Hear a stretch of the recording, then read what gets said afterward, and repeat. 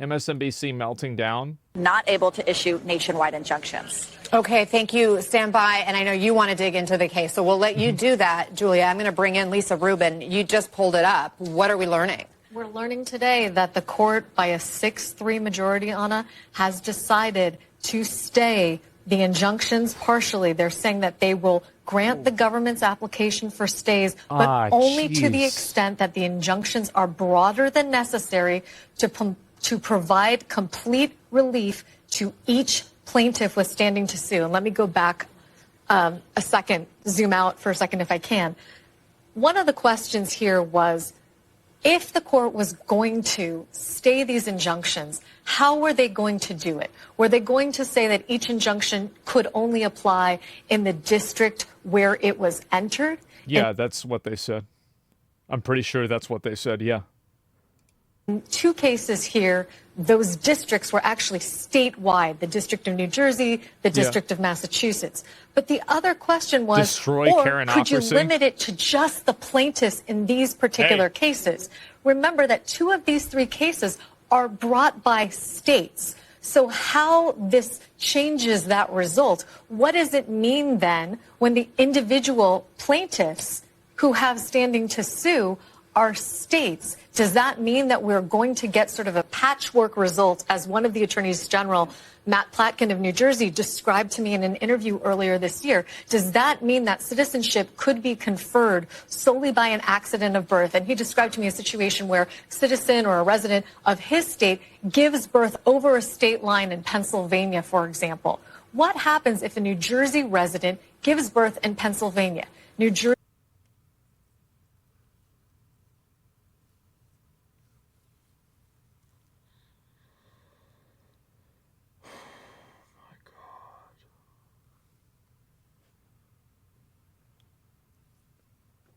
This is what happens, bro. This is what Karens do. They make everything complicated. They confuse fucking everything. They add unnecessary layers of bureaucracy. This is unbelievable. How does this happen? Jersey is a plaintiff to these cases. Pennsylvania is not. If the child to 2 undocumented immigrants is born in Pennsylvania, what is the result with respect to that person's citizenship? They're not a citizen. These are a bunch of questions that are now going to result. But at the very least, we are going to see a circumstance where the president's executive order curtailing birthright citizenship is going to effectively be allowed to be implemented in certain states. That's right. But not in others. Okay, so the Leah Littman, what does this mean for Trump's executive order on birthright citizenship? Is it? Let's get the Council of Karens to come together and complain about this. Now in effect in certain places, just not in the places that initially were where these cases were brought? So unfortunately, that is going to be worked out by the lower courts on remand, because what the Republican justices decided is, as to the individual plaintiffs who filed suit, courts cannot award them nationwide injunctions. That is the only thing courts can give these individual plaintiffs, is a determination that their children would be United States citizens. But as to the states that challenge this executive order, the Supreme Court says, we are not deciding whether a nationwide injunction is necessary to provide the states with complete relief, and therefore they send the case back down to the lower courts to make that determination initially. Why do they have to complicate everything? Now, that doesn't mean the executive order... This is the reason why everything in the government takes a long time. And this is the reason why companies end up being bloated and they can't do anything. It's because you get a council of Karens together and they peck apart any sort of efficiency, and they turn it into this like abstraction that has 50 parts together that have to fit together so they can justify, in a lot of cases, having useless jobs. That's why they hate Doge. Yep, that's right. order is going to go into effect immediately. The executive order indicates that it contains a 30-day period in which the administration will create some sort of guidelines and process to figure out how it will be implemented. And during the oral argument, the Solicitor General said their position is that 30-day period had not started because the lower courts had enjoined the executive order before it went into effect. And so therefore, there will be at least a 30-day period before the executive order is allowed to go into effect. And again, during that period, it's likely that lower courts will be determining whether the states, in order to remedy the harms that this order causes them, can receive nationwide relief. I just want to note the Democratic appointees' strong dissents in this case. Justice Ketanji Brown Jackson calls the court's decision an existential threat to the rule of law. Justice Sotomayor.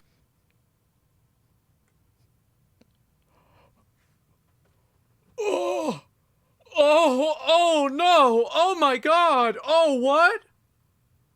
Everything's existential. What a ridiculous thing to even say. Jesus.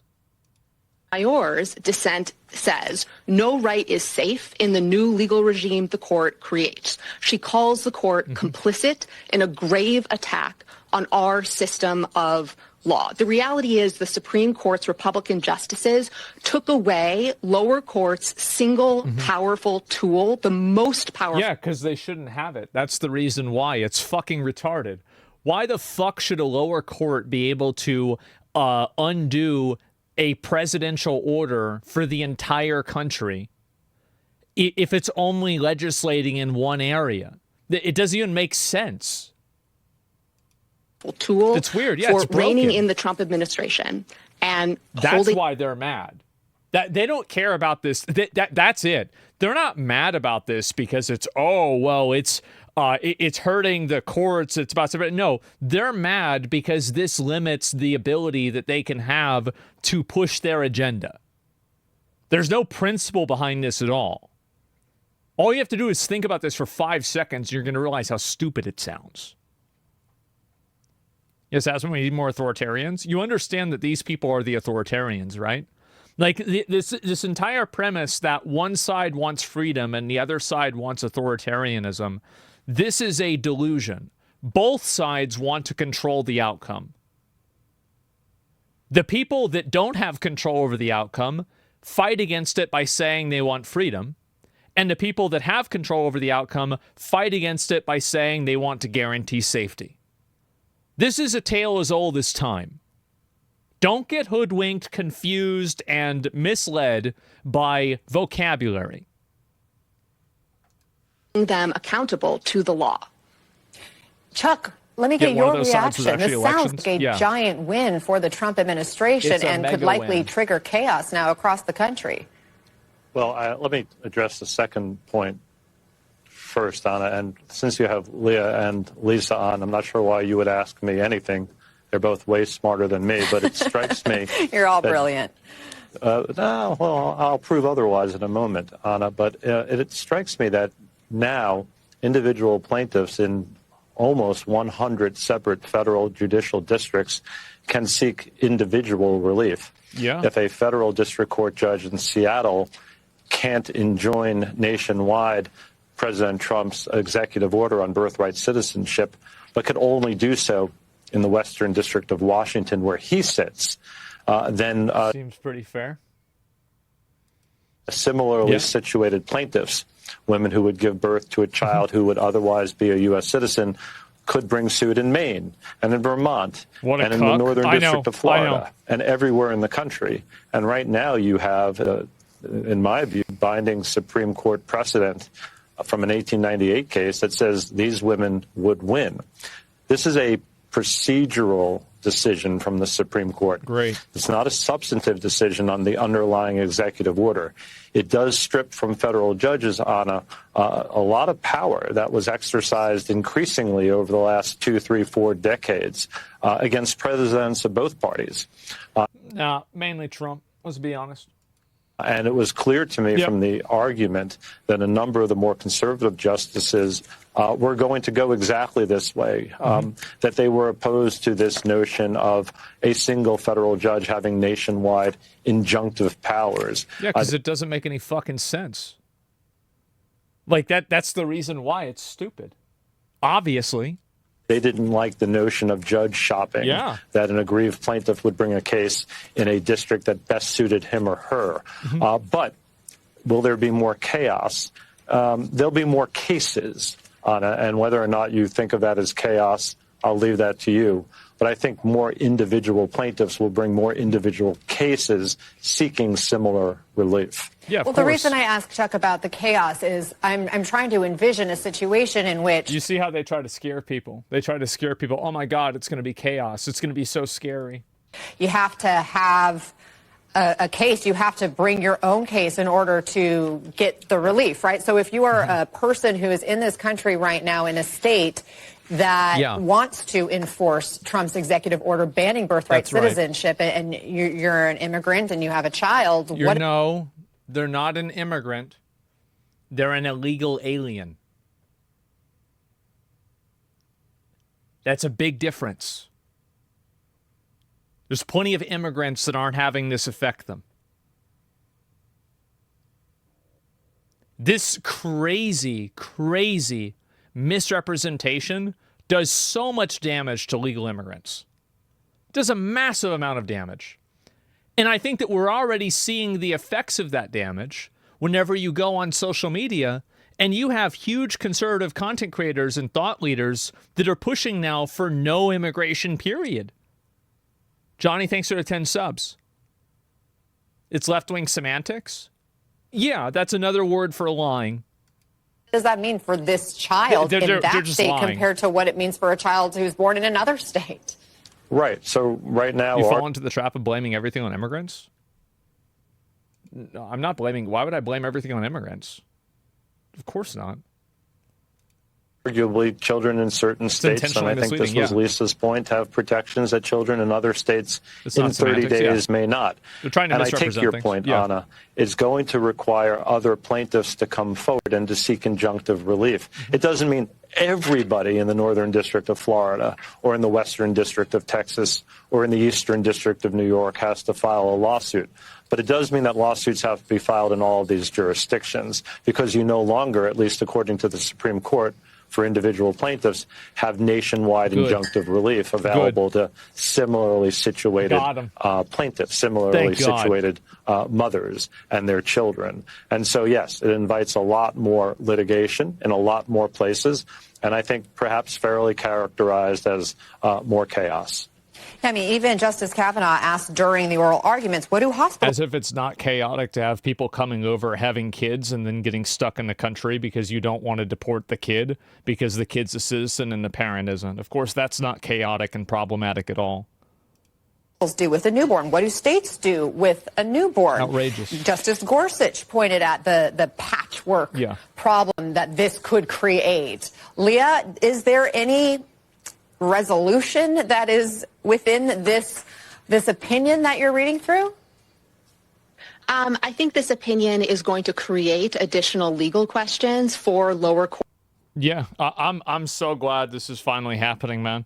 Yeah, send them home. That's too bad. Weaponizing the kids is not chaos. Yeah. And it's insane. That's clearly what they're trying to do. We got special flights just for deporting babies with Disney characters on them. Oh, that's a good idea. Yeah, I like that. You know, like Florida, you know, like they're working with Disney World and stuff like that. So you could kind of get all these things put together. Yeah, no, that's how, that would make a lot of sense. We'll watch this last reaction, Melissa, to this ruling. I think this is a really huge win for the Trump administration. I'm glad that we're talking about it in those terms, because I think one of the great fears with this case was that if the court did not say anything about the substance and scope of the 14th Amendment, media would say that the court had saved birthright citizenship. The court has not saved birthright citizenship. It simply kicked that can down the line and made the legal conditions under which a future suit over birthright citizenship can actually be resolved. Leah is exactly right. This is a huge win. I can't see the logic that birthright, that amendment was written with the intent of having it apply to illegal aliens that have kids here. Like, if you had a time machine and you asked the guys that, thought up the 14th Amendment, like, was this what your goal was?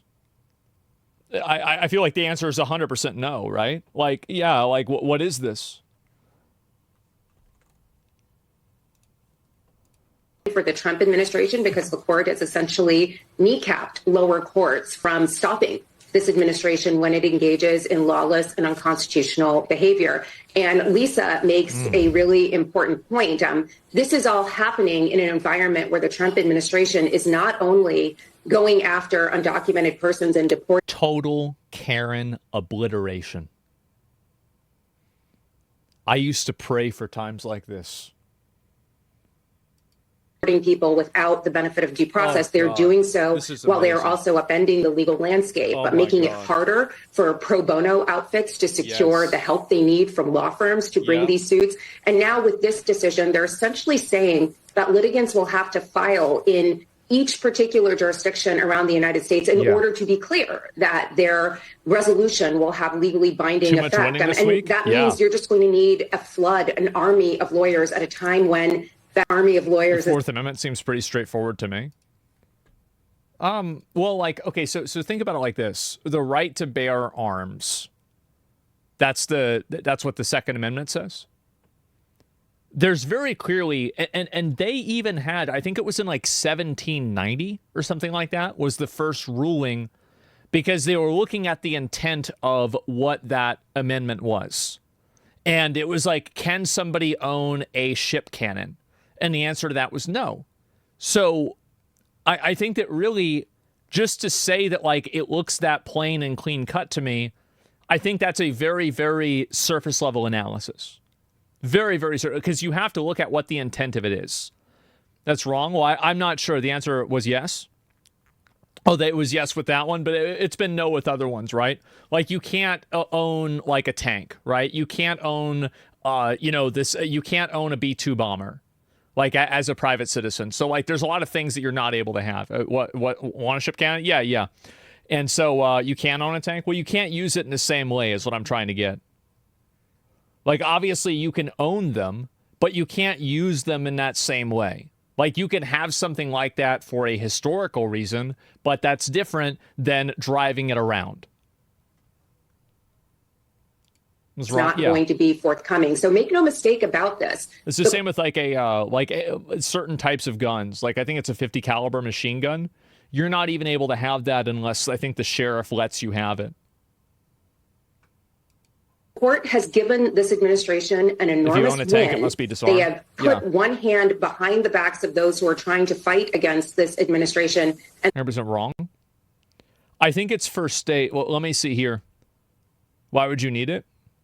It's a federal thing for automatic weapons. Can you own a fully automatic weapon in the U.S. Because of the Second Amendment? Only a fully automatic weapon is heavily restricted and not directly guaranteed. Okay, so this is the first example I can come up with, right? And so, like, the tank and the cannon, like, all of these are just random examples. So if one of them is inaccurate, that's fine. That's not really the point that I'm making. The point isn't the thing itself, it's the idea behind it. Very clearly, when a law is made, even an amendment is made, the intent of that amendment is taken into consideration and applied in terms of how it's enforced. That's my point that I'm making. It doesn't matter whether it's a tank, an automatic machine gun, a ship cannon, or anything like that. And they have dealt a death blow to the rule of law. Yeah. Let me read from the opinion written by Justice Amy Coney Barrett. Quote, Mm-hmm. And that's it. And open carry versus concealed carry? Yeah, exactly. And machine guns cost about a car. It's not quite illegal, but it's basically illegal for the most part. Yeah, no, I know that there are ways that you can do it, but those ways are usually allowed by the government, basically, right? And so that's really the point that I was making.